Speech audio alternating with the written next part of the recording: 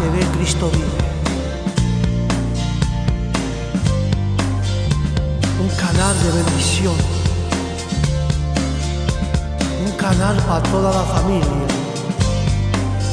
Un canal de restauración que te toca el alma y el corazón. En YouTube, canal TV Cristo Vive. Predicación, cultos en directo, enseñanza bíblica, estudio bíblico, alabanza, consejo pastoral.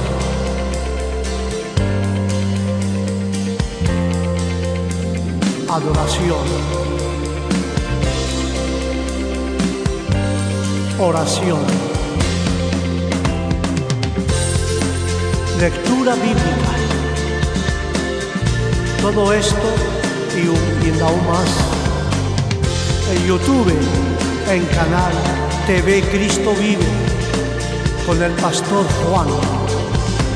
No te lo pierdas. Del lunes al domingo en tu canal de YouTube TV Cristo Vive. Su esperamos. Dios te bendiga.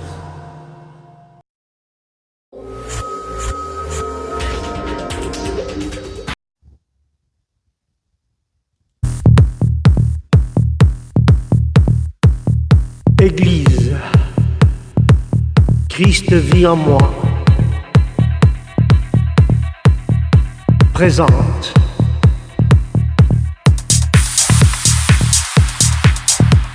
Étude biblique.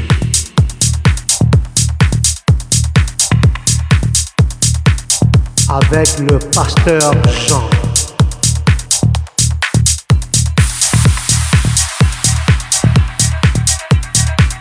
Thème du jour.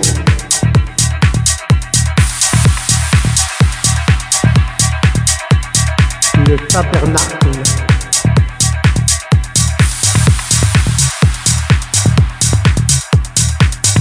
Nous parlerons de la porte du tabernacle.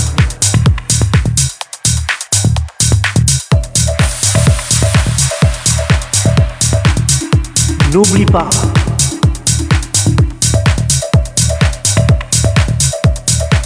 étude biblique.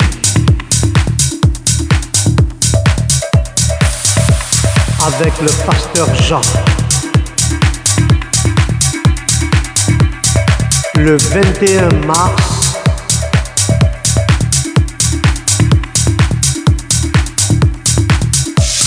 à 19h.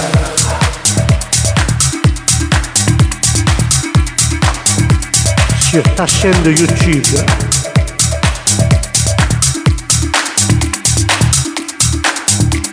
Le 21 mars à 19h, étude biblique. Nous vous attendons.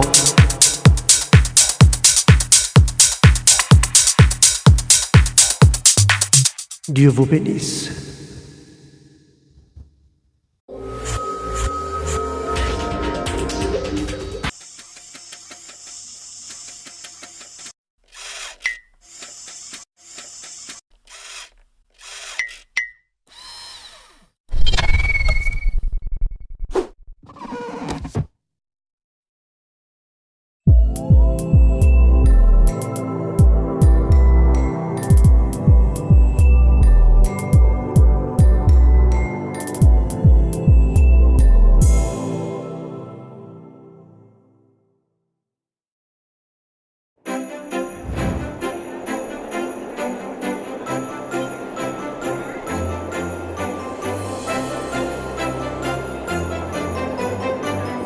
Étude biblique.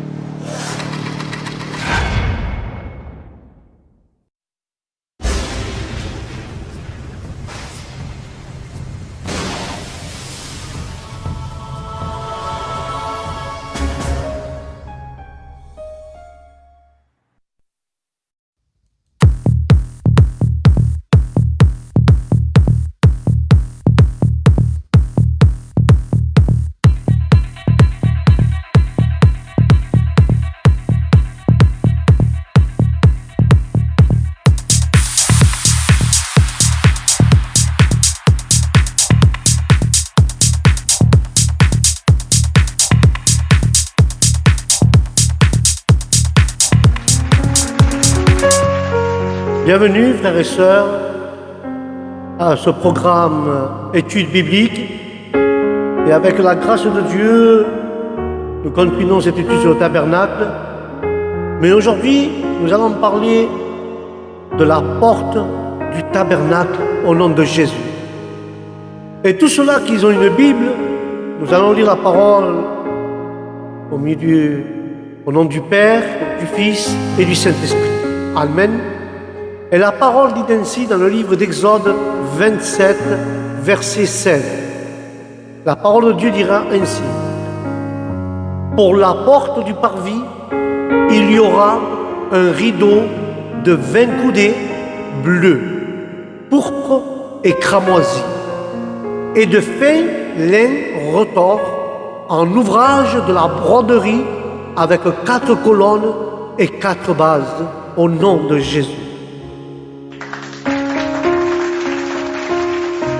Là, nous voyons dans ce chapitre que le tabernacle, frères et sœurs, était au milieu du parvis, et ce dernier mesurant environ 50 mètres de long sur 25 mètres de large, était formé, frères et sœurs, de toiles, de tenues par des colonnes disposées sur la barre, le tout en écrin sur le parvis.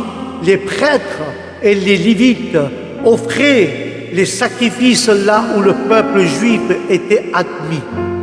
Ces distinctions représentent la différence entre l'Église visible de la véritable assemblée spirituelle, la seule qu'on puisse s'approcher auprès de Dieu afin d'entrer en communion avec lui. Amen.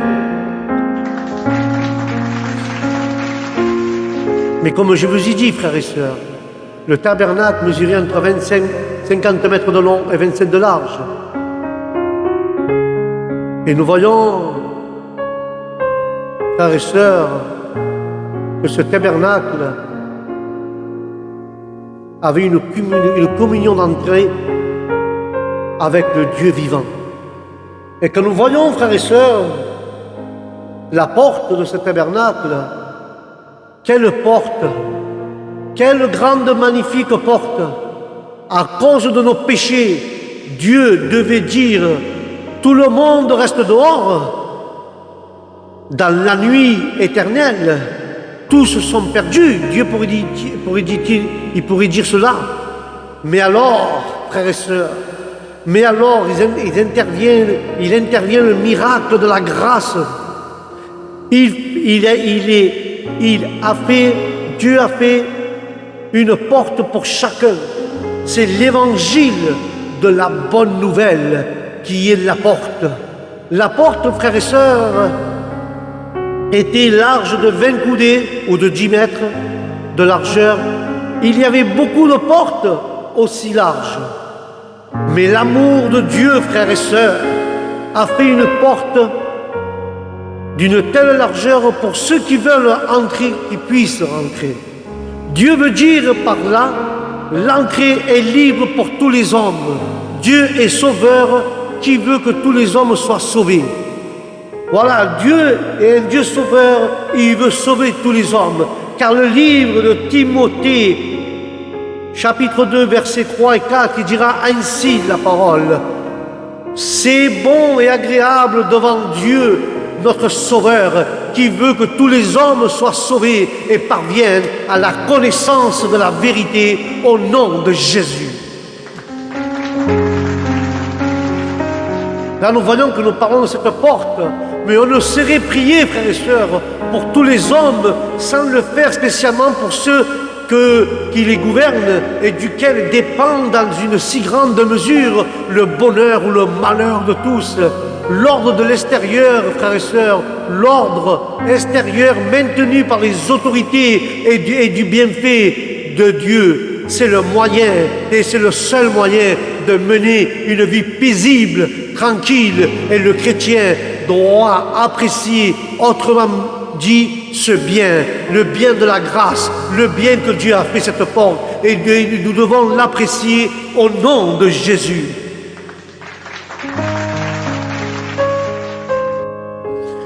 Mais le chrétien, il doit prier pour ceux qui le dispense, alors même qu'il ne lui paraîtrait que fort peu digne de son intérêt, ce qui était bien le cas des autorités païennes en temps de l'apôtre. Au reste, il est évident que le premier objet de ces prières pour les rois, ceux qui sont en dignité, doit être leur conversation à Dieu. Mais dites-moi, pour les rois, frères et sœurs, pour les rois et pour tous ceux qui sont élevés en dignité, pour tous ceux qui nous gouvernent, ce devoir ne dépend pas de la justice des gouvernements, mais les empereurs romains étaient d'une méchanceté extrême à l'époque de la Bible, une méchanceté extrême envers les Juifs. Et pourtant les Juifs priaient pour eux et leurs directives païennes.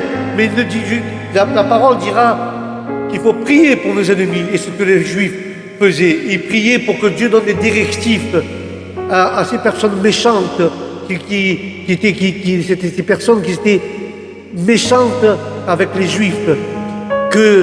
Et nous voyons donc, nous mentionnons, et la Bible mentionne une vie paisible, mais le principal objet de ces prières était que les dirigeants terrestres soient guidés par la main de Dieu, afin que les chrétiens puissent vivre en paix avec la liberté de culte, la liberté de toutes les guerres. Mais attention, les guerres et les sédictions et les persécutions sont toujours nuisibles dans les églises et pour les chrétiens.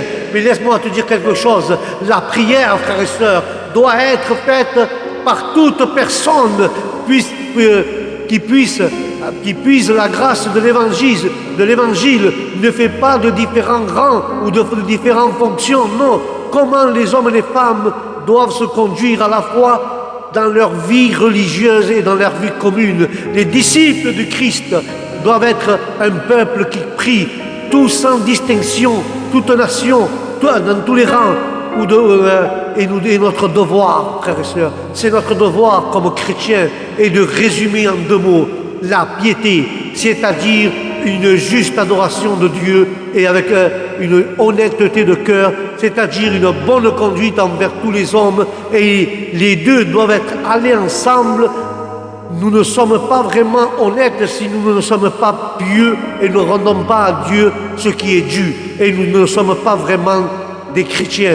Mais dites-moi, frères et sœurs, si nous ne sommes pas honnêtes envers Dieu, envers nous-mêmes, ce qui est acceptable aux yeux de Dieu, notre Sauveur, et nous devons abonder. Il y a un médiateur, et ce médiateur, il s'est donné lui-même en rançon pour nous tous, et cela a été fait pour le bienfait des Juifs et des païens, et pour toutes les nations. Tous ceux qui sont disposés puissent prendre ce chemin. Mais la parole dit que le propriétaire d'un Dieu qui pardonne pour rechercher la réconciliation avec lui, le péché fait une querelle entre nous et Dieu. Jésus-Christ est le médiateur qui fait la paix. Il est la rançon qui devait être connue au moment voulu à l'époque de l'Ancien Testament. Mais ses souffrances et la gloire qui doit suivre étaient racontées comme des choses qui devaient être relevées. Mais laisse-moi te dire de ça, dans les derniers temps, ceux qui sont sauvés doivent venir à la connaissance de la vérité, car c'est le chemin désigné par Dieu pour sauver les pécheurs. Si nous ne connaissons pas la vérité, nous ne pouvons pas être gouvernés et nous ne pouvons pas être sauvés au nom de Jésus.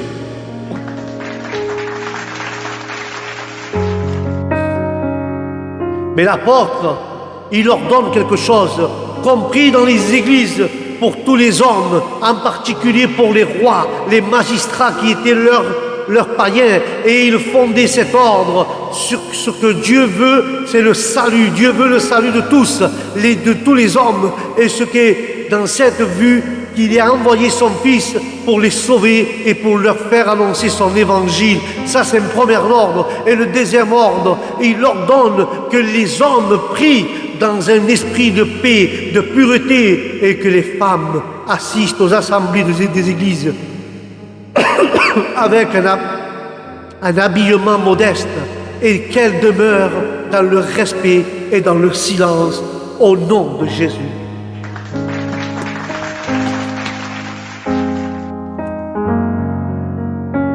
gloire est à toi, Seigneur. Puis, nous apprenons avec cette réflexion et nous pouvons réfléchir et nous comprenons ce chapitre de Timothée que c'est un devoir tout à fait indispensable dans la religion faite des prières publiques pour le salut de tous les hommes et en particulier pour les rois et pour tous ceux qui sont élevés en autorité et que ainsi ces prières font une partie essentielle du culte des chrétiens. Que la bonté, frères et sœurs, que la bonté de Dieu envers les hommes est si grande qu'il vaut que soit sauvé, parce qu'elle est tellement grande qu'il veut le Seigneur, il veut que tous soient sauvés, et c'est cela sa cause, et c'est à cause de cela qu'il a donné son Fils Jésus-Christ pour être le médiateur entre lui et les hommes. C'est entre Dieu et les hommes. C'est aussi ce qui nous oblige à désirer le salut de tous les hommes et à les aimer tous et prier pour eux pour que Dieu les sauve au nom de Jésus. Que les prières, frères et sœurs, ne peuvent être agréables à Dieu à moins qu'elles ne soient faites avec un cœur pur et dans un esprit de charité et de paix, sans colère et sans contestation. Outre cela, l'apôtre donne aux femmes chrétiennes ces 3 leçons. La première, de s'habiller avec beaucoup de modestie et de pudeur. Comme il est séant à des femmes qui font profession de servir ou de fuir l'immodestie et les ornements excessifs et observer surtout ces règles lorsqu'elles assistent aux assemblées. Amen. La seconde chose que l'apôtre veut que les femmes sachent, c'est demeurer dans le silence et dans la soumission, non seulement dans l'Église, mais aussi dans les maisons envers leur mari. Alléluia. Et la troisième raison que Paul le conseil qu'il donne à ces femmes, que celles à qui Dieu donne des enfants se sauveront si elles prennent soin de ces enfants qu'elles ont mis au monde. Si elles élèvent dans la piété et si elles demeurent elles-mêmes dans la foi, dans la charité, dans la sainteté et dans la modestie. Ces enfants seront sauvés ainsi. Mais si la femme ne vit pas dans la modestie, elle ne demeure pas dans la charité, elle ne demeure pas dans la foi, ni dans la sainteté, ces enfants ne seront pas sauvés. Parce que la femme sauve ses enfants jusqu'à 12 ans. À 12 ans, les enfants se sauvent tout seuls. Alléluia. Et l'apôtre insiste sur cela. Amen. Mais la parole dira sur l'Apocalypse que celui qui veut venir, qu'il vienne.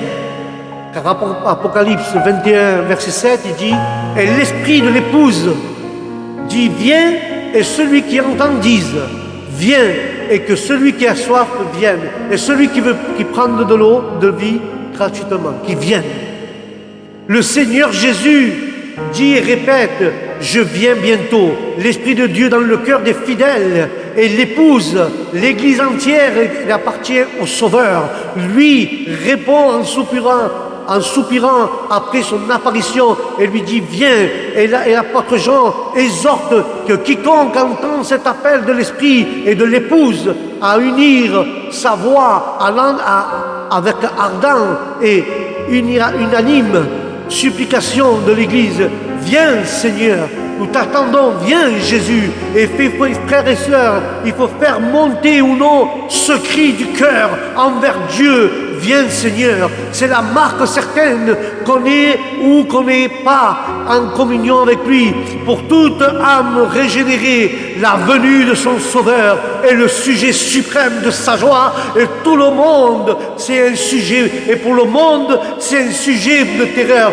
Mais pour nous, les chrétiens qui est régénérés, qui est né de nouveau, la venue de Christ, pour nous, c'est un sujet suprême de joie, car nous devons annoncer à l'Église que Jésus vient chercher son Église au nom du Christ et que que ceci soit une joie dans nos cœurs au nom de Jésus.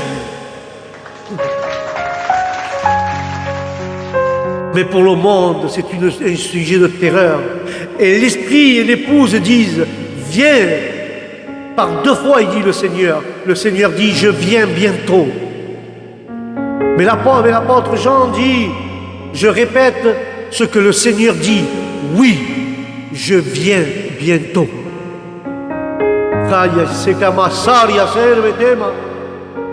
Le sujet de ce verset est la venue du Seigneur. L'époux a promis de venir et en réponse de cette promesse, l'épouse l'invite à venir.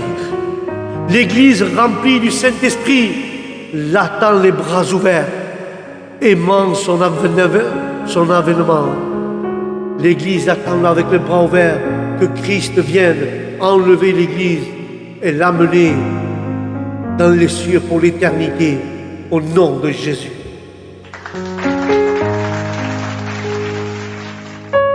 Au nom de Jésus. Alléluia. Mais la parole, il faut prier avec instantanément. Il faut prier, dire Seigneur, nous t'attendons les bras ouverts. Viens. La parole dira, celui qui entend, tous ceux qui ont entendu la promesse se réjouissent de l'invitation et disent au Seigneur, viens Seigneur. Amen. Et celui qui entend tous ceux qui ont entendu la promesse, et tous ceux qui ont soif, tous ceux-là qui ont soif, de tous ceux qui ont soif de l'eau de la vie viennent et la reçoivent librement. Et celui qui veut la volonté de venir est la chose essentielle pour venir à Christ. Le Seigneur Jésus, frères et sœurs, par la voix d'un ange, a confirmé solennellement les contenus de ce livre, particulièrement de cette dernière vision. Il est le Seigneur, il est le Dieu fidèle, il est le vrai Dieu. Également par ces messages, les saints anges, les saints et les anges ont montré ces contenus aux saints hommes de Dieu. Les saints hommes de Dieu, ce sont des choses qui doivent arriver bientôt. Christ viendra rapidement et mis tout cela hors du doute et par l'intégrité de cet ange qui a été l'interprète de l'apôtre. Il a refusé d'accepter l'adoration religieuse de Jean et il a blâmé pour l'avoir offerte. Mais ceci, frères et sœurs, présente notre témoignage contre le culte d'idolâtrie des saints et les anges. Dieu appelle chacun à être témoin des déclarations qui sont faites ici. Le livre, et ce livre, garde ainsi ouvert, aura un effet sur les hommes. Mais laisse-moi te dire une petite chose, le sale et l'injuste le seront encore plus, mais il confirmera, il fortifiera, il sanctifiera encore plus ceux qui sont justes envers Dieu, et que nous puissions jamais penser qu'une foi morte ou désobéissance nous sauvera. Ce qui nous sauve, c'est l'obéissance et une vraie foi en Dieu et en Jésus-Christ. Amen et Amen.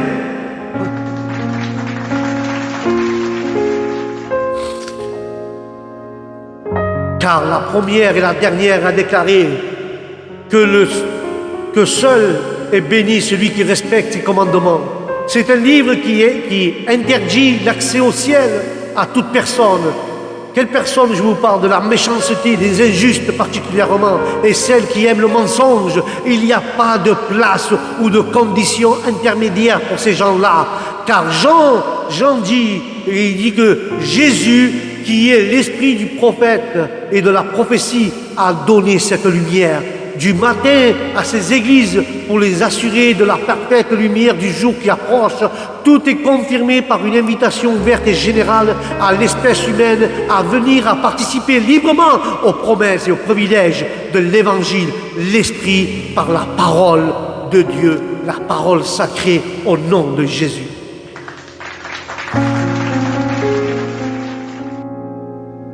Et par les conditions de son influence et la connaissance des pécheurs, la parole dit, viens Christ, viens à Christ. salut. Viens à Christ pour ton salut. Car l'épouse ou l'Église entière sur terre et dans le ciel, la parole dit, viens et partage notre bonheur, que personne ne puisse hésiter. Que quiconque le désire vienne et prenne librement de l'eau de la vie, qui est la parole de Jésus. La parole de Jésus, celui-là qui a faim, il mange, celui-là qui a soif, il boit, car la parole de Dieu est l'eau de vie. Et que tous ceux qui entendent ou lisent ces paroles désirent tout de suite accepter l'invitation de la grâce. Tous ceux qui oseront corrompre ou échanger la parole de Dieu, soit en ajoutant, soit en retranchant, seront condamnés, dit la parole. Mais Jésus continue, frères et sœurs, à décrire la gloire de Jérusalem céleste. L'ange lui confirme la vérité des prophéties qui sont dans ce contenu du livre Apocalypse et lui ordonne de les publier. Jésus-Christ déclare qu'il viendra bientôt pour recevoir les saints dans sa gloire et pour punir les méchants et les saints. Et pour punir les méchants, pardon. Mais Jean, l'apôtre Jean, exprime l'ardeur avec laquelle les fidèles désirent la venue de notre Sauveur. Et si nous réfléchissons bien dans ce chapitre d'Apocalypse, qui est le dernier de toutes les Écritures saintes, nous met devant les yeux, la fin et la consommation de toutes choses. Nous y voyons quelle sera la gloire et la béatitude dont les élus jouiront éternellement de la présence de Dieu et de Jésus-Christ, leur Sauveur. Et nous apprenons aussi que nul ne sera admis à ce bonheur que ceux qui aspirent en gardant les commandements de Dieu, mais les impurs et tous les méchants seront exclus pour toujours, dit la parole. Voilà quel point et voilà quel doit être un jour le sort des bons et des méchants, ce que Dieu se propose de faire à la fin du monde. Puisque Dieu nous avertit, faisons-y prenons soin et faisons de cette phrase une attention continuelle. Mettons attention à cette phrase continuellement. Nous devons nous souvenir que toutes ces choses sont très certaines et que Dieu les a relevées à Jean, l'apôtre. Il a voulu qu'elles puissent écrites dans ce livre d'Apocalypse pour l'instruction et pour l'édification de l'Église dans tous les siècles. Amen. Mais la parole va encore plus loin dans ce chapitre. Il dit dans ce chapitre que Jean, ayant voulu se jeter aux pieds de l'ange qui lui parlait, à cet ange, il lui dit « Garde-toi bien de le faire, car je suis ton compagnon de service et celui de tes frères. Adorez Dieu et adore Dieu. » Cela montre qu'il n'est jamais permis d'adorer un autre que Dieu. Et de quelle manière qu'il soit, et que ainsi tout service religieux qui rende aux anges ou aux saints serait très criminel. Mais il faut remarquer, frères et sœurs, que l'ange dit à Jean que les vérités qui sont contenues dans ce livre, que ne produisent pas les mêmes effets sur d'autres sortes de personnes, que les méchants se corrompent et se souillent toujours davantage, pendant que les justes et les saints se sanctifient de plus en plus.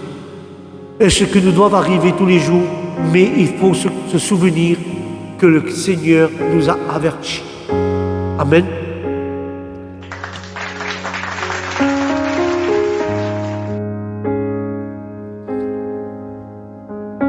Et qu'enfin viendra pour juger en tant que de bons et méchants, sans qu'il déclare lui-même à la fin de ce livre en disant « Voici, je viens bientôt, et mon salaire est avec moi pour rendre à chacun selon ses œuvres. » Soupirons, frères et sœurs, continuellement après cette venue, attendons-la avec persévérance, et bien faire les choses, et disons avec l'épouse qui est l'Église, et avec tous ses vrais enfants, on lui répond à Jésus, vient bientôt. Et nous répondons, nous l'Église, oui Seigneur Jésus, viens. Amen et Amen.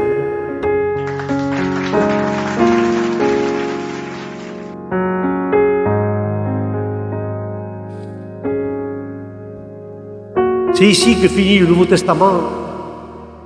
Le Seigneur qui nous fasse grâce de bien profiter de tout ce que nous avons lu et entendu, de le méditer, de le mettre en pratique dans toute notre vie. La gloire de Dieu, notre Père, et l'avancement de notre salut, ainsi soit-il. La grâce de notre Seigneur Jésus-Christ soit avec nous tous. Que la grâce de Jésus-Christ soit avec nous tous. Amen.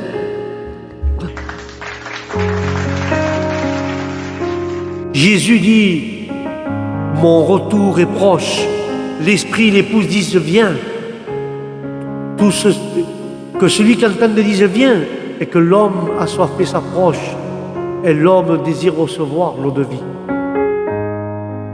Mais Dieu dit que tu la reçois gratuitement. L'Esprit et l'Église sont concernés par l'invitation de l'Évangile, mais l'Église parle de l'Esprit. L'Esprit agit, il faut 2 témoins pour prouver et prouver la véracité de ce livre. L'Esprit et l'Épouse, voici le dernier offre de salut. Le salut de Dieu est offert gratuitement par Dieu. Il est offert à celui qui a soif. Ceci est un rappel de l'Évangile.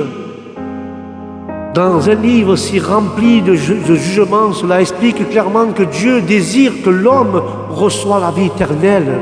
Jésus dit, tout ce qui me donne le Père viendra à moi, et celui qui vient à moi, je ne le jeterai pas dehors. Et l'Esprit et l'Épouse, en grec, ça signifie ein et uphé, et en hébreu, a et kala. La voix de mon chéri, c'est celui qui vient. Johanan a entendu dans sa prison les actions de celui qui a reçu l'onction. Il a envoyé un message par l'intermédiaire de ses disciples. Il lui dit, est-ce que c'est toi, celui qui doit venir, ou bien nous devons nous entendre un autre? Et Jésus a répondu à Jean. Voilà ce qu'il a répondu, Jésus.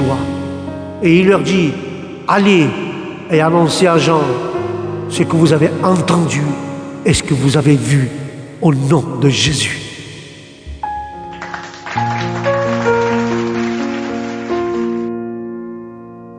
C'est clair, frères et sœurs.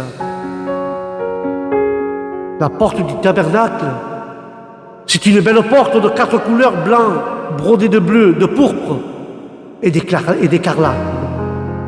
Telle est l'apparence de la porte d'entrée. Les couleurs nous parlent de nous et nous parlent de la personne du Seigneur Jésus-Christ. Et nous reviendrons sur ce thème, que les couleurs parlent de la personne de Jésus-Christ. Il est facile d'entrer, frères et sœurs. La porte, elle n'est ni en bois ni en métal. C'est un rideau de 20 coudées de largeur, ça veut dire sur 5 mètres d'auteur. Même un enfant peut entrer, un jeune, un vieux sont les bienvenus. Dieu n'a pas mis de clé, Dieu n'a pas mis une poignée, parce que si Dieu aurait mis une poignée dans la porte, ceux qui sont petits de taille, les enfants ne pourront pas ouvrir parce qu'ils n'arrivent pas à la poignée, ou les vieux n'arrivent pas, ils ont à peine la force de pousser la porte. Dieu n'a pas mis de porte ni en métal ni en bois. Dieu a mis un rideau pour que les jeunes, les vieux, les moins jeunes et les petits-enfants puissent rentrer librement et recevoir la parole de Dieu et recevoir la vie éternelle et recevoir, car la porte est libre pour celui qui entend et qui voit, et celui qui croit, et celui qui a entendu que Jésus a fait un miracle et a vu avec ses yeux, il rentre dans le tabernacle, il rentre par cette porte. La parole dira, celui qui croit en Jésus, qui vienne et se baptise et le suive, celui qui croit rentrera par la porte. Celui qui croit en Jésus, il rentrera par la porte, car c'est le salut de notre âme. Jésus est la porte. Amen et amen.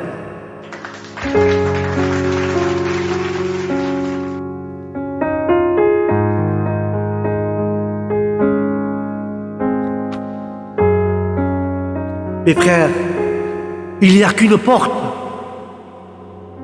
Le Seigneur Jésus lui-même a donné la signification de cette porte lorsqu'il était sur terre.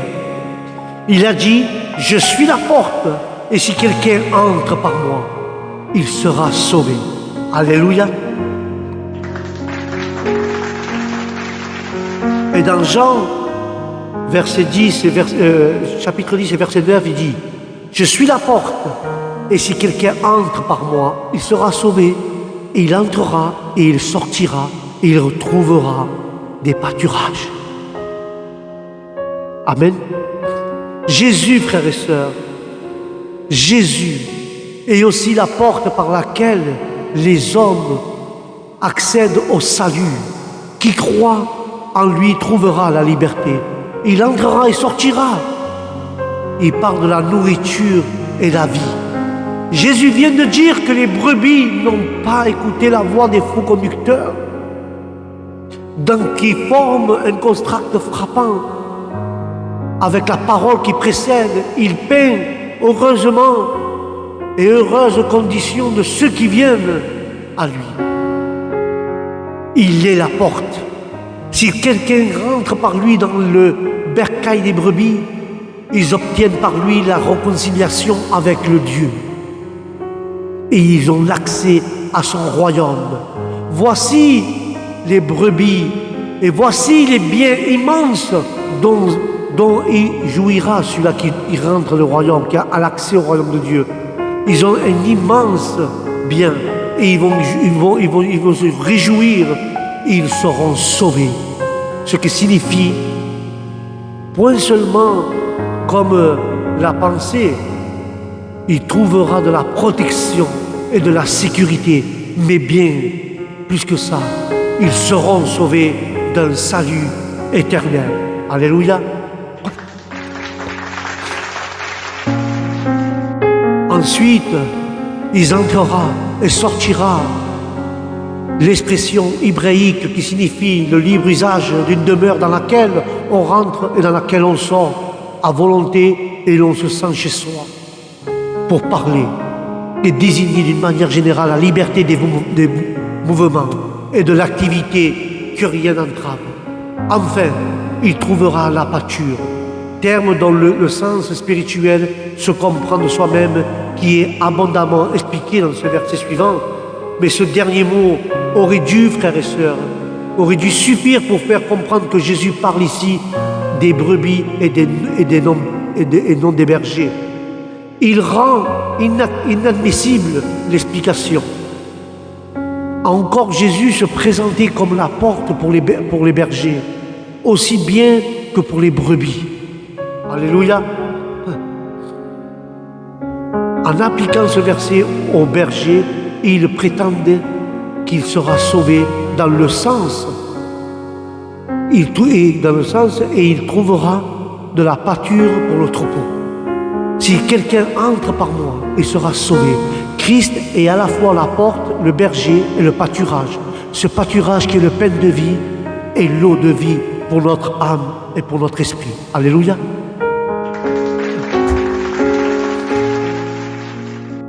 Mais la parole dit, beaucoup de ceux qui entendent la parole de Christ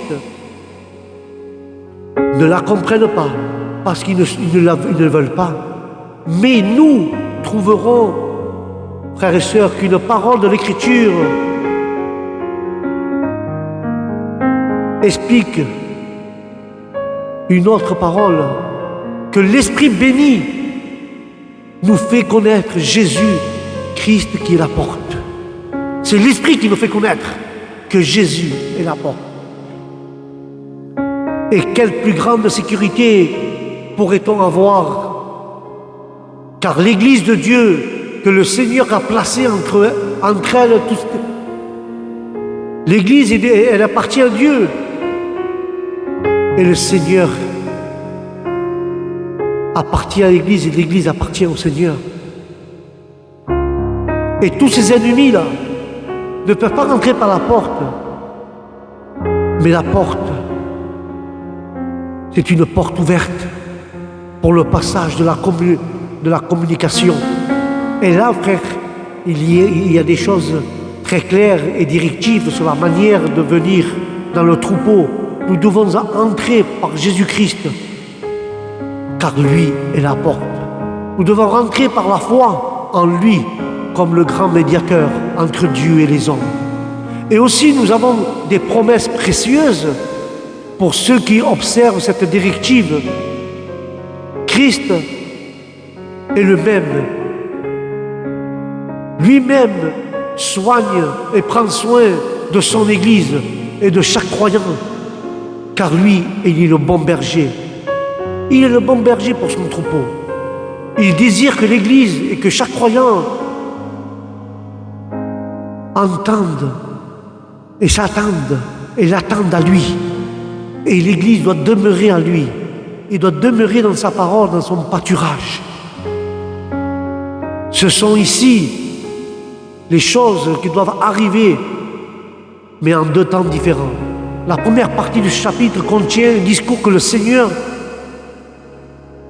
fit aux Juifs après qu'il eut guéri l'aveugle, qui était de naissance aveugle, dans lequel il se compare à un bon berger. Il parle aussi des faux bergers et des mercenaires, par où il désigne les séductions, en particulier les pharisiens. Il dit que ces gens-là n'arriveraient en vue de leur intérêt et de leur orgueil, au lieu qu'ils étaient venus au monde que pour le bien et le salut de ses brebis. Il donnerait même sa vie pour elles.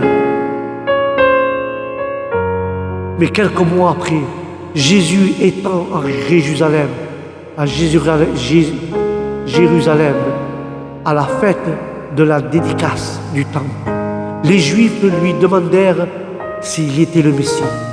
À quoi il répondit que ces miracles montraient assez ce qu'il était, que s'ils ne le connaissaient pas, cela ne venait pas de leur endurcissement, cela ne venait que de leur endurcissement de leur cœur, mais que ces brebis le connaissaient et qu'il leur donnerait la vie éternelle, frères et sœurs. Car les brebis connaissent la voix de Dieu et seulement eux auront la vie éternelle. Mais Dieu ne permettait jamais qu'elles périssent, puisque lui, il était Dieu. Et aussi, il y avait Dieu et son Père étaient un. Les Juifs voulurent le lapider en prétendant qu'il avait prononcé un blasphème. Mais notre Seigneur ne voulait pas parler ouvertement de sa divinité, mais il se contentera de leur dire: si l'Écriture appelait Dieu et Fils et Dieu, les princes et les magistrats, ils ne pouvaient bien prendre le titre de Fils de Dieu sans blasphémer, puisque Dieu l'avait envoyé au monde dans le pouvoir des miracles. Après cela, notre Seigneur se retira à Jérusalem. Ce que Christ disait en parlant de soi-même sous l'image d'un berger est beaucoup plus clair pour nous qu'il ne l'était pour les Juifs. Nous savons parfaitement que notre Seigneur est le vrai berger qui a donné sa vie pour ses brebis, c'est-à-dire pour nous tous, pour tous les fidèles, et qui est venu pour rassembler dans son Église tous ceux qui, entre les Juifs et entre les païens, ceux qui croient en lui. Et cela engage à reconnaître de notre côté l'amour infini de Jésus, notre bon berger, qui nous a aussi tendrement aimés et qui a souffert à la mort pour acquérir le salut de la vie. Et de l'autre, combien notre bonheur est grand d'être du nombre de ces brebis qu'il a rachetées par son sang et il a destiné à la vie éternelle. Il y a 4 considérations faites sur cette seconde partie de ce chapitre. La première, regarde l'étrange aveuglement et la malice des Juifs qui, après tant de miracles que Jésus-Christ avait fait, lui demandaient encore s'il était le Messie et ils voulurent le lapider comme un blasphémateur. Mais notre Seigneur a remarqué lui-même que cette incrédulité des Juifs procédait de ce qu'ils n'avaient pas une intention sincère de le connaître. Si donc il arrive que les hommes ne profitent pas de la doctrine de Jésus-Christ, et qu'au milieu de la lumière, et que les éclairs, ils soient encore dans l'ignorance et dans l'égarement. Et cela vient du défaut de docilité et l'amour pour la vérité et pour la vertu. Mais la deuxième considération est que la remarque du caractère des brebis de Jésus-Christ, c'est-à-dire des vrais disciples, est d'écouter la voix de leur divin berger et de la suivre et de lui obéir. Et nous voyons aussi dans ce discours de notre Seigneur que le bonheur et le salut appartient à des vrais fidèles. Et les vrais fidèles sont rassurés puisqu'il déclare qu'il les connaît et qu'il leur donne la vie éternelle. Et ils ne périront jamais et que personne ne les ravira entre ses mains, car Jésus connaît ses fidèles et les fidèles connaissent Jésus.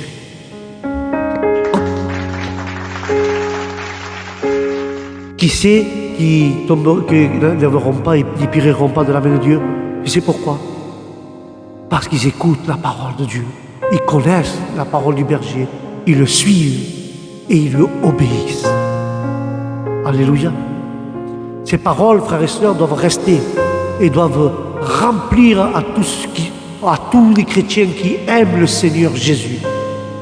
Et dans cette grande consolation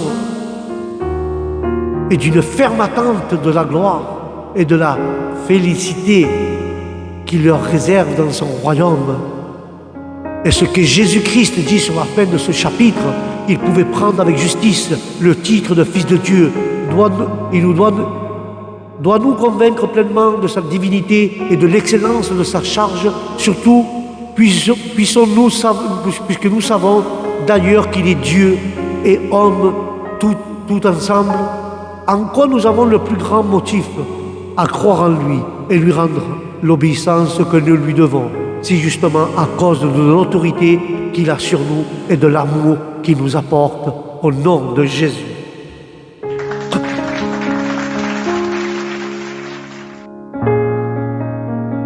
Mais le Seigneur, nous avons, rapport à Jésus, frères et sœurs, nous avons accès auprès du Père. Car le livre d'Éphésiens 18, il dira: car par lui, nous avons les uns et les autres accès auprès du Père dans un même esprit. Christ est le chef de l'Église. Après avoir rempli cette œuvre, il est venu par les apôtres et par son esprit pour annoncer, pour évangéliser cette paix à ceux qui étaient près, les Juifs, et à ceux qui étaient éloignés, les païens, qui ne savaient entre eux, qui s'avèrent entre eux qu'il n'y ait pas aucune différence. Cette venue doit s'étendre d'ici de la prédication de son évangile dès la Pentecôté, puisque personnellement le Sauveur n'a pas annoncé cet évangile aux païens. D'autres doivent voir néanmoins ici sa venue, frères et sœurs, sa venue sur la terre, l'action et le discerner est directement exercée, et toute l'œuvre du salut qu'il a accompli dès son incarnation. Ils prennent le mot à venir dans le sens, il lui dit à l'apôtre Jean: d'autres vont moins que moi de sa venue, et ils prennent le mot de Jean, le livre de lui donne un sens. Jean lui donne un sens à ce que Jésus est en train de dire, que les païens faisaient partie de ce monde dans lequel Jésus était venu et qu'ils étaient à l'intention de Dieu et du Sauveur lui-même, que l'évangile leur fut annoncé. On peut hésiter entre les deux interprétations. La première est plus simple et plus conforme à la marche et à la pensée de ce morceau, puisque Paul a déjà mentionné l'œuvre accomplie par Christ. La paix est encore ici, comme dans les versets qui précèdent la paix de Dieu, frères et sœurs, et par la suite la paix entre nous tous, entre les hommes ainsi réconciliés, qui complètement la pensée de l'apôtre embrasse. En effet, ces deux mots ont un sens, c'est par lui, comme médiateur, et dans le même esprit que Dieu, qui les sanctifie les uns et les autres, ont accès auprès du Père Céleste. Et pour cela même, ils sont unis entre eux dans la vivante communion de ses enfants au nom de Jésus.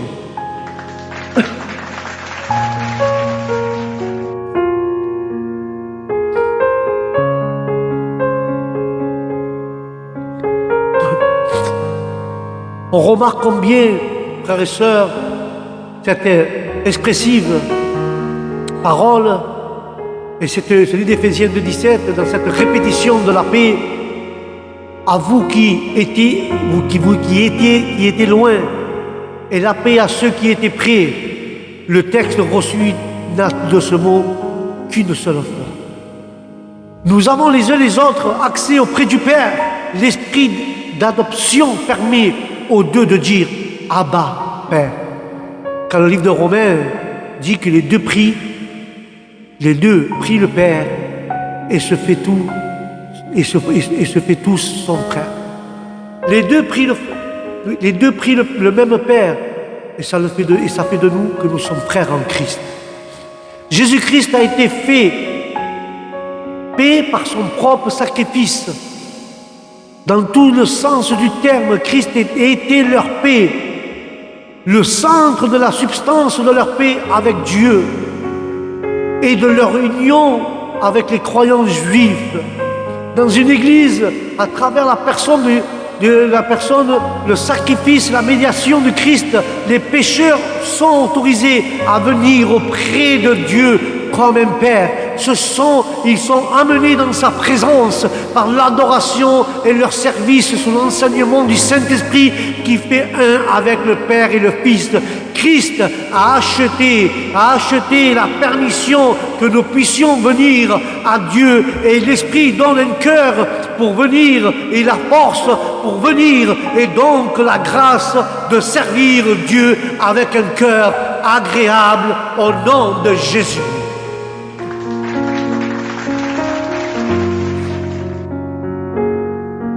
C'est par lui que nous avons accès les uns et les autres et à un seul esprit auprès du Père.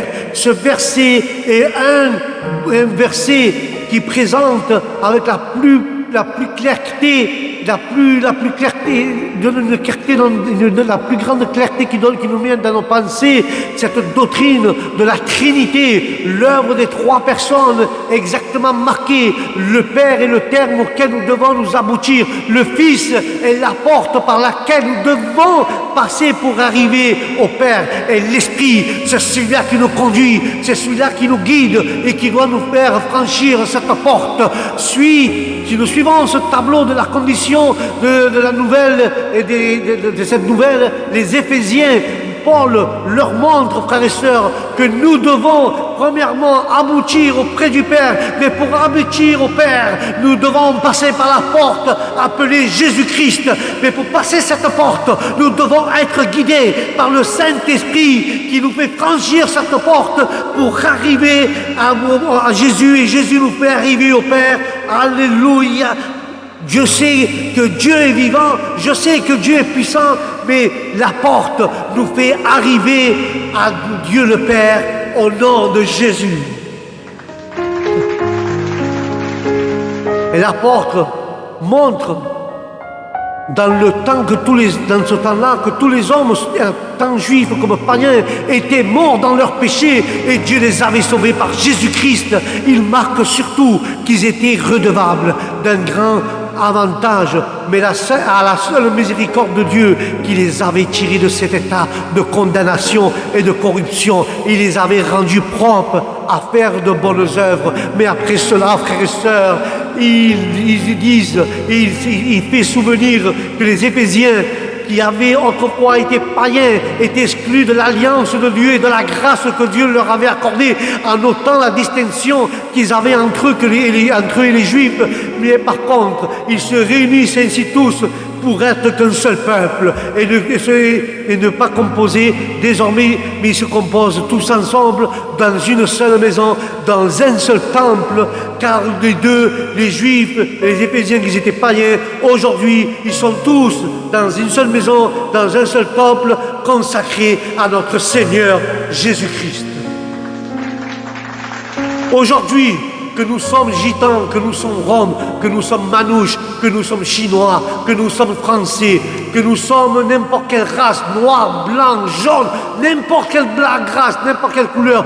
Nous ne sommes pas de couleur, nous ne sommes pas une race, nous sommes un peuple. Nous sommes tous unis à Jésus. Et si nous sommes tous unis et nous adorons tous dans la même maison de Jésus, nous ne sommes pas gitans, nous ne sommes pas romains, nous ne sommes pas manouches, nous ne sommes pas italiens, nous ne sommes pas français, nous sommes le peuple de Dieu et nous sommes le temple de Dieu et nous sommes tous des frères au nom de Jésus.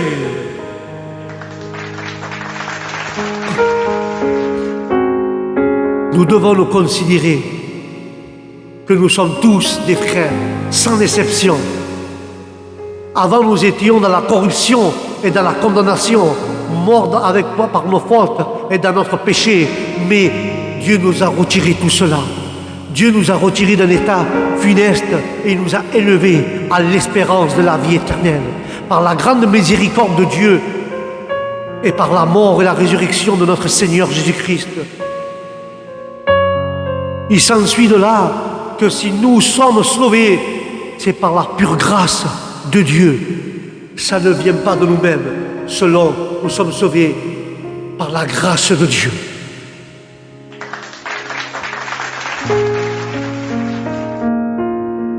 Mais cette doctrine nous fait voir en même temps que le but de Dieu était de retirer les hommes de leur corruption et de les sanctifier, et que quiconque nous ne soyons pas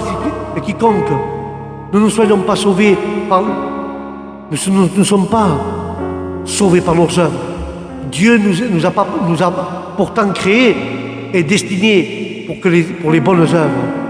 Comme il le dit Paul, l'apôtre Paul, qui nous a préparés enfin que nous marchions.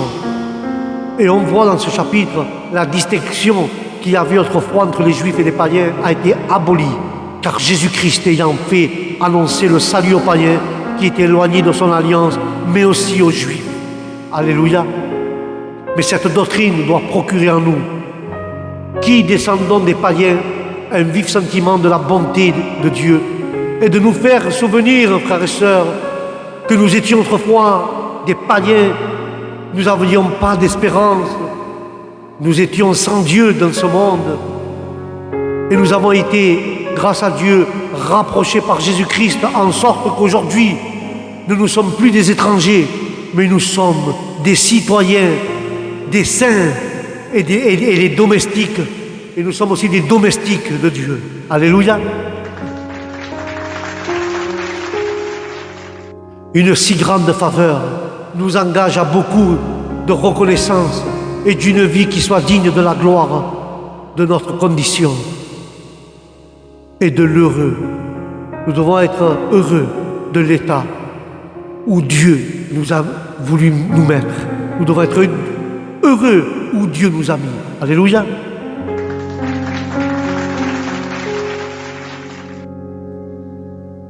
Mais le livre d'Éphésiens, chapitre 3, verset 12, il dit: en qui avons-nous, en qui nous avons par la foi, en lui la liberté et de nous approcher de Dieu avec confiance. Selon le dessein de Dieu, reprenant la pensée, donne un développement nouveau et un but. L'apôtre est toujours de faire ressortir la grandeur divine de ce mystère accompli du Christ. Donc l'admiration lui a été confiée. D'autres traduisent le dessein de Dieu qu'il a formé en Christ, mais ce sens ne s'accorde guère avec la suite. Dès lors, nous avons la liberté, parole d'action, et l'accès auprès de Dieu, en confiance ou en persuasion, en qui, en Jésus-Christ, tout juif et païen peuvent venir avec assurance devant Dieu. Sans la révélation de Christ, nous ne pourrions qu'en peine réaliser l'existence de Dieu. Mais l'amour de Dieu, l'amour qui a aimé que l'on vienne à lui. Dieu est amour et il veut qu'on vienne à lui, frères et sœurs. Mais laisse-moi te dire, ce que Dieu a avancé, notre honorable emploi, Dieu a fait de nous de rabaisser nos yeux propres.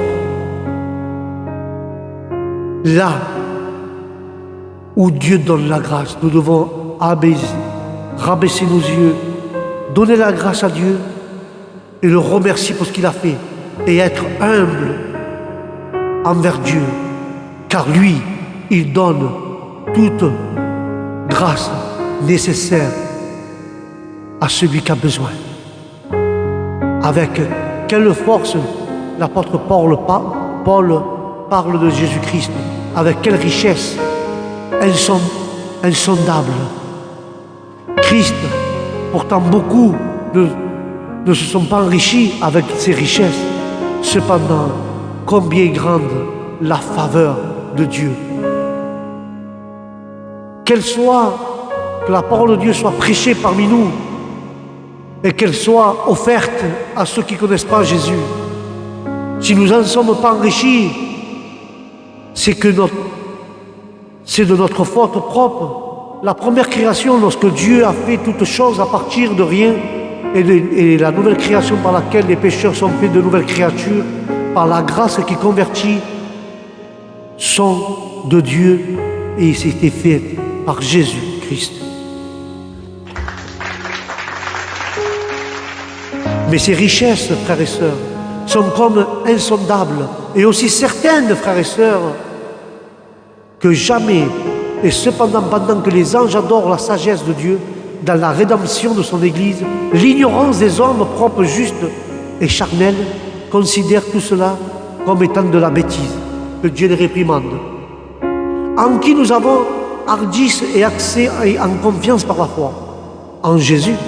Ainsi que nous avons déjà fait remarquer ce verset entre, pour sa part, dans le développement de la dispersion du mystère et de la pensée qu'il exprime, tient l'essentiel à tout ce qui précède. Cette économie d'un salut gratuit qui réside en Jésus-Christ, qui s'obtient par la foi. Alléluia. Si nous avons la foi en lui, cela produit une confiance fiable. Ce n'est que la réalisation de ce dessein. Dieu s'est formé lui-même, on va dire. Dieu a formé en Christ et par la parole qui substitue un régime de la loi pour les Juifs et a oublié que Dieu, pour les païens, réunit les deux en Christ en un seul homme nouveau et sert un fondement de vocation des païens à la union avec les Juifs et à la formation de l'Église nouvelle qui les rassemble les uns avec les autres. L'hardise, devant ce mot et devant celui, l'accès indique qu'il s'agit d'une hardise. Est un accès bien connu, cette hardise est un accès que nous avons aujourd'hui et qui nous manquait autrefois. Plutôt que de le supprimer dans nos versions, j'aimerais mieux le traduire par l'adjectif de cette hardise, cet accès, hardise au monde, car Dieu, selon cette dissection, ne nous paraît nullement fondée. Il ne s'agit d'ici qu'un rapport avec Dieu, une accumulation avec le Seigneur. La pensée de l'apôtre avait exprimé qu'un seul, pour l'objet de marquer la pleine abondance et confiance de la foi en Jésus-Christ, produit cette hardise et confiance, sont à peu près synonymes, mais cela nous fait penser complètement en confiance de qualifier que le mot accès et non le mot hardise. Hardise en confiance, accès en confiance, se comprenait guère, tandis que l'accès en confiance se comprend fort bien. L'hardise veut dire accès, accès en confiance, et se comprend mieux. Le mot rendu, hardi signifie littéralement le franc-parler, mais cette signification hermétologique a disparu ou tout au plus elle s'est conservée dans les endroits où ce mot s'emploie de la prière. Mais elle fut, frères et sœurs, elle fait place à l'idée générale de cette espérance qui donne aux chrétiens la persuasion que Dieu l'a reçu en grâce et l'a adopté pour son enfant. Mais l'hardise ne diffère guère de la confiance, que par ces deux nuances.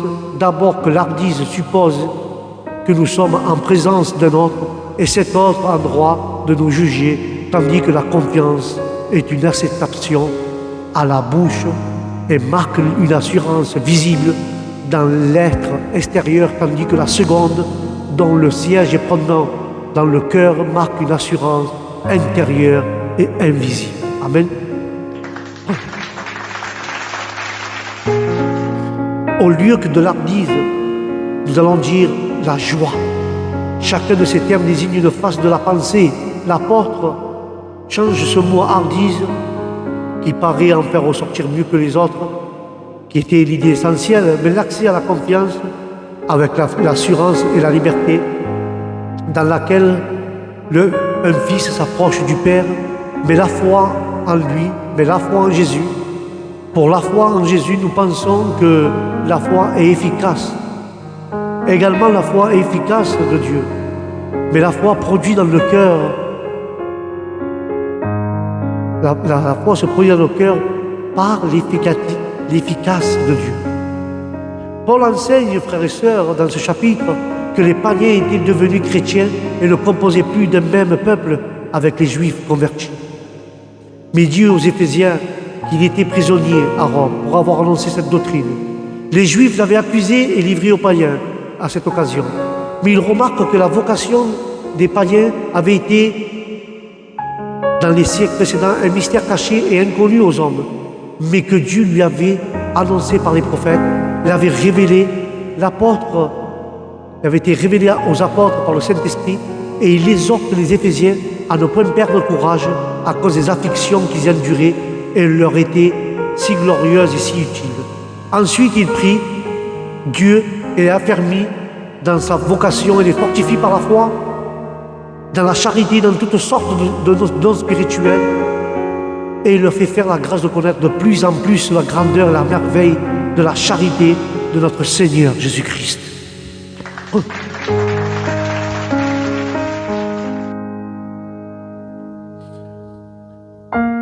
Paul enseigne dans ce chapitre, la vocation était un mystère inconnu.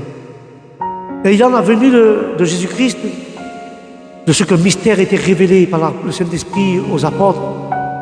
Cela nous engage, frères et sœurs, à bénir Dieu de tout notre cœur. Non seulement ce que nous vivons dans ce temps où ce mystère a été manifesté, mais surtout, nous sommes des nations qui étaient autrefois dans les ténèbres de l'idolâtrie et qui aujourd'hui ont pris part aux promesses de Dieu par l'Évangile.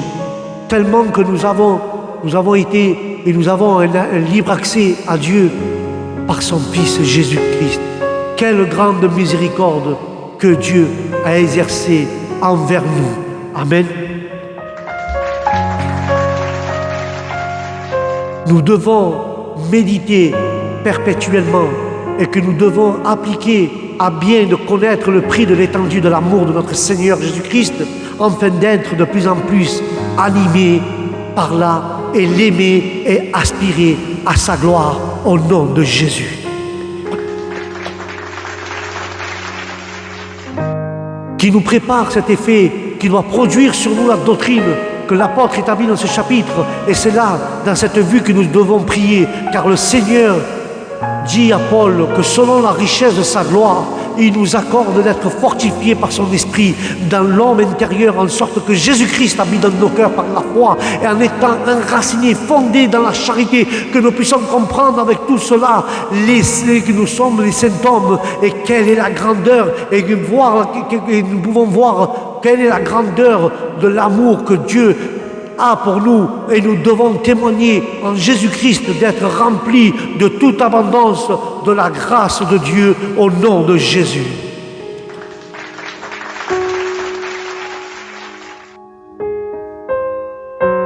Paul enseigne précédemment aux païens qui précèdent devenus chrétiens qui ne se composaient plus qu'un même peuple avec les Juifs. Voilà ce que Paul était en train de lui apprendre. Voilà ce que Paul disait. Nous devons être fortifiés par la foi, par la charité, dans toutes sortes de dons spirituels, et de faire grâce la grâce de connaître de plus en plus et la grande et merveilleuse charité de notre Seigneur. Voilà ce que Paul faisait. Voilà ce que Paul apprenait. Voilà ce que Paul voulait. Car la parole dira, car il y a un seul Dieu. Lui seul est le Sauveur. Ce n'est pas comme on dit volontiers, chacun peut être sauvé à sa façon. Non, non. Il n'y a qu'un seul moyen d'être sauvé. Le médiateur entre Dieu et les hommes est seulement Jésus-Christ. Lui seul donne accès à la demeure de Dieu.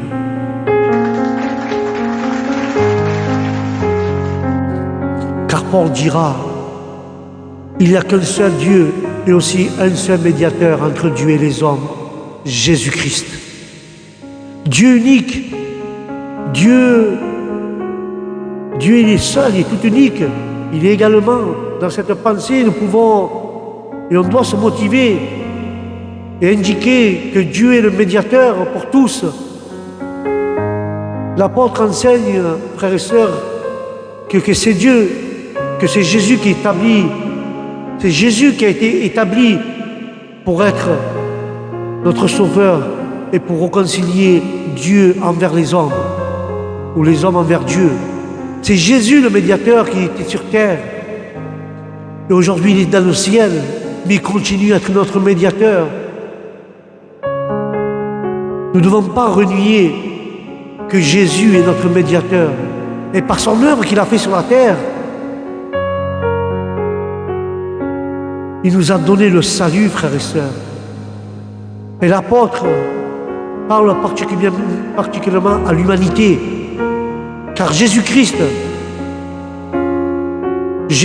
était le médiateur en tant qu'homme. Il fallait aussi qu'il appartient à la fois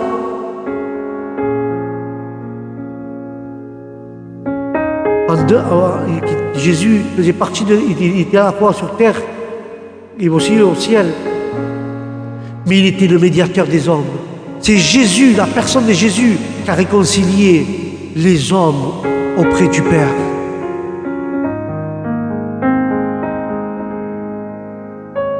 Ainsi, l'apôtre confirme, frères et sœurs, le salut pour tous est accompli par Jésus-Christ. Alléluia. Car il y a un seul Dieu, le Dieu de tous les hommes. Il n'y a pas plusieurs dieux, il n'y a qu'un seul Dieu, Dieu unique.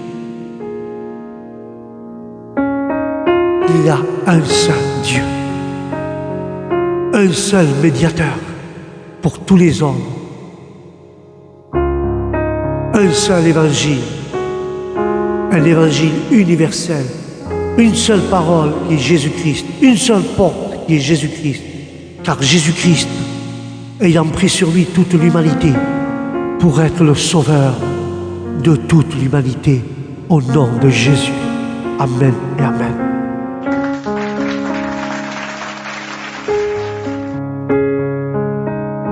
Car lui seul donne accès à la demeure de Dieu.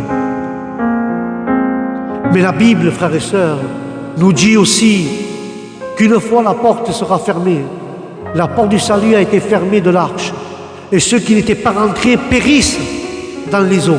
La porte d'accès à la fête a été fermée lors des noces. Les saintes vierges folles voulurent rentrer à la noce, mais ils arrivèrent trop tard. Il n'y a que deux possibilités, frères et sœurs, dedans ou dehors. Dedans, tu es sauvé pour l'éternité et tu participes à la fête. Dehors, tu es perdu dans la nuit pour l'éternité. C'est une question de différence entre la vie et la mort, entre la lumière éternelle et la nuit noire de l'infini. Vous êtes entrés par le Seigneur Jésus-Christ, ou vous êtes dehors. La porte, frères et sœurs, peut se fermer tout à coup, à l'heure de votre mort par exemple. Elle vient parfois sans qu'on l'entende. Mais qui sait si cela ne sera pas bientôt? Ou bien, le temps est proche, frères et sœurs. Aussi, le Seigneur Jésus reviendra. Et si le moment-là, vous n'êtes pas encore entré, vous serez alors pour toujours dans les ténèbres. Et ça sera trop tard. Pensez-vous vous vous trouverez devant la porte? Pensez juste un instant, si vous vous trouvez devant une porte fermée qui ne s'ouvrira jamais plus, vous serez dehors, et là il y aura les pleurs, les grincements dedans, les reproches de soi-même. Si seulement j'étais entré, si seulement j'aurais écouté. Lorsque j'étais dans l'église,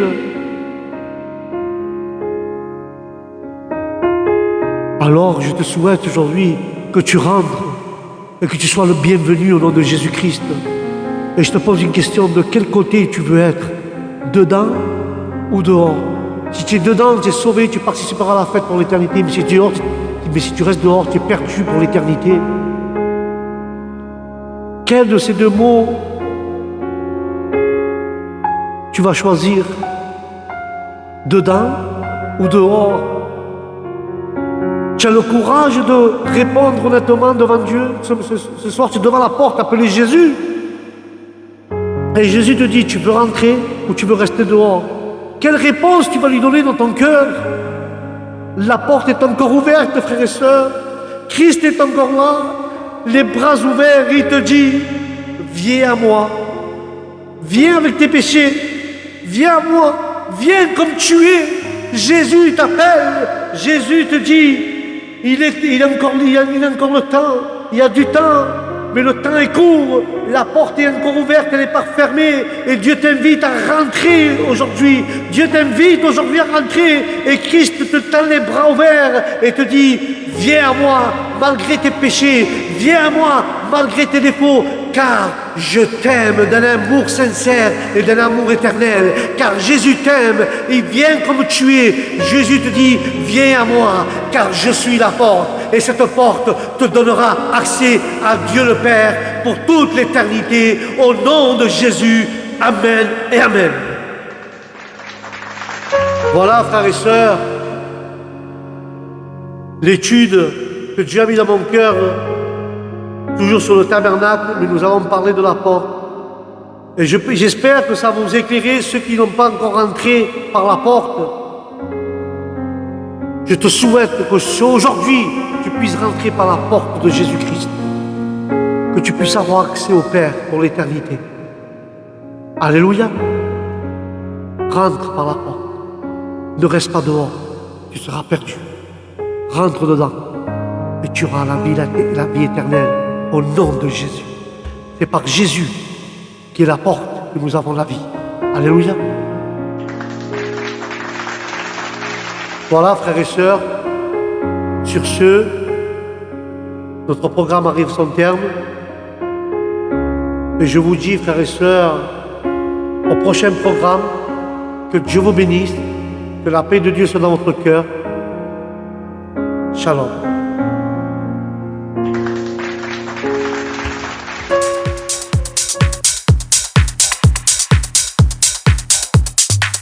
Dieu vous bénisse.